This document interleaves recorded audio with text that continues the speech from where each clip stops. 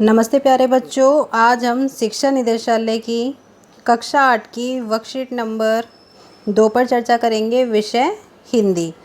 तो बच्चों, सबसे पहले आप इस जगह पर अपना नाम लिखेंगे और इस जगह पर अपने क्लास टीचर का नाम लिखेंगे।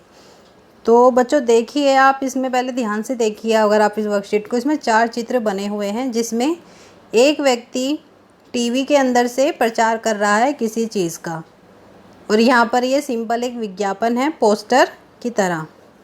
और यहाँ पर कुछ सब्जियों की तस्वीरें बनी हुई हैं जिनके अलग अलग रेट लगे हुए हैं। और यहाँ पर हम देख सकते हैं लोगो बना हुआ है। मोबाइल के द्वारा भी चीज़ों का प्रचार किया जा रहा है। कहीं ना कहीं ये जो प्रचार ये क्या है, ये विज्ञापन है। तो अब हम इस पैराग्राफ को पढ़ना स्टार्ट करते हैं। वर्तमान युग विज्ञापन का युग माना जाता है। आज के समय में समाचार पत्रों, रेडियो, टेलीविज़न के अतिरिक्त सोशल मीडिया भी विज्ञापन का सफल साधन है। विज्ञापन होता है बच्चों एडवर्टीज़मेंट। जब हम किसी चीज़ की बिक्री बढ़ाने के लिए, उसका प्रचार प्रसार करने के लिए हम जो विज्ञापन करते हैं उसी को बोला जाता है एडवर्टीज़मेंट। तो बच्चों अब इसको आप पढ़ते हैं। विज्ञापन का मूल उद्देश्य सामान बनाने वालों और उनको खरीदने वालों में सीधा संपर्क करना होता है।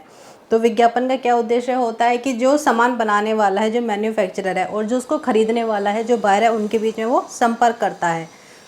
एक तरीके से वो उन दोनों को आपस में जोड़ता है। वो वस्तु के गुण बताएगा। वो इस तरीके से बायर को आकर्षित कर देता है कि व्यक्ति उसे खरीदने के लिए बाध्य हो जाता है। आगे पढ़ते हैं। जितना अधिक विज्ञापन किसी पदार्थ का होगा उतनी ही उसकी लोकप्रियता बढ़ेगी। तो जिस वस्तु की जितना ज़्यादा विज्ञापन होता है, जितना ज़्यादा एडवर्टीज़मेंट होता है, उतना ज़्यादा वो जो वस्तु होती है उतनी ज़्यादा प्रसिद्ध हो जाती है। इन विज्ञापनों पर धन तो अधिक व्यय होता है पर इनसे बिक्री भी बढ़ जाती है। तो इनसे क्या लाभ होता है? इनसे जो वस्तु को बेचने वाला उसकी बिक्री बढ़ जाती है। ग्राहक जब इन आकर्षक विज्ञापनों को देखता है तो वह उस वस्तु के प्रति आकर्षित होकर उसे खरीदने को बाध्य हो जाता है।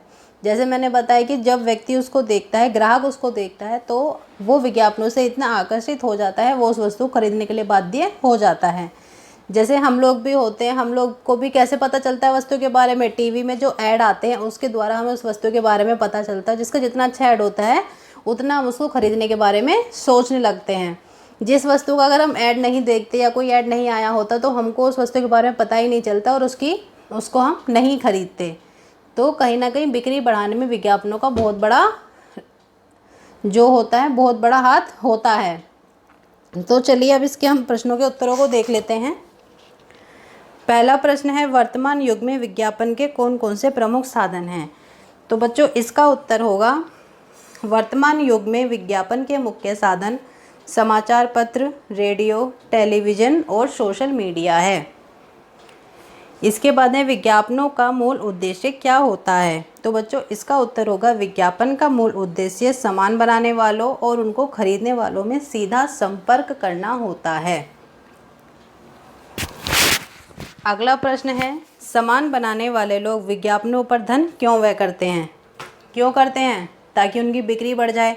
तो इसका उत्तर आप इस तरह से लिख सकते हैं कि सामान बनाने वाले लोग अपनी बिक्री बढ़ाने के लिए विज्ञापनों पर धन व्यय करते हैं। अगला प्रश्न है, प्रश्न संख्या 4 है, ग्राहक पर विज्ञापनों का क्या प्रभाव पड़ता है?